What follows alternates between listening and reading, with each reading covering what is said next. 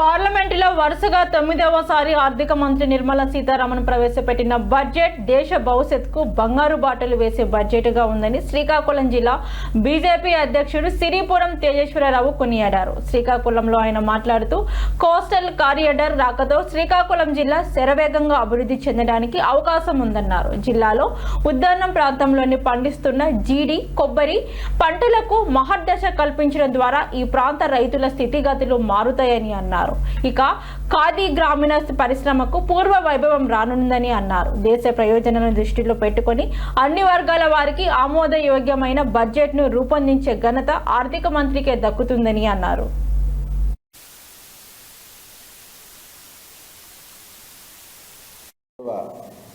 ప్రధానమంత్రి శ్రీ నరేంద్ర మోదీ గారి నాయకత్వంలో కేంద్ర ఆర్థిక మంత్రి శ్రీమతి నిర్మలా సీతారామన్ గారు 9వసారి ప్రవేశపెట్టిన బడ్జెట్ చాలా అద్భుతంగా ఉంది.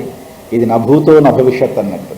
ప్రపంచ ఆర్థిక వ్యవస్థ అంతా అల్లకల్లోలమైపోతున్న సమయంలో భారత బడ్జెట్ ఏదైతే ఉందో గొప్ప అద్భుతమైన బడ్జెట్ని ప్రవేశపెట్టారు.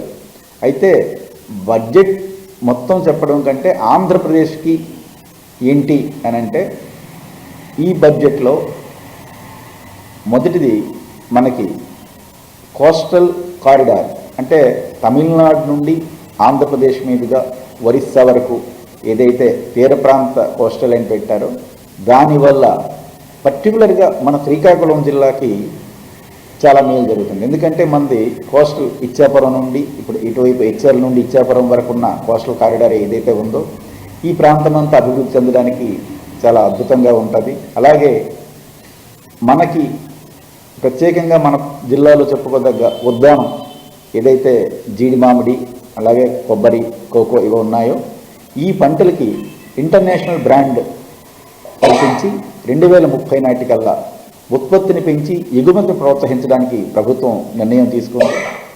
అలాగే మన జిల్లాలో ఇంకొకటి ఏంటంటే, ఇక్కడ పొందూరు చేనేత టెక్స్టైల్ దీనికి కూడా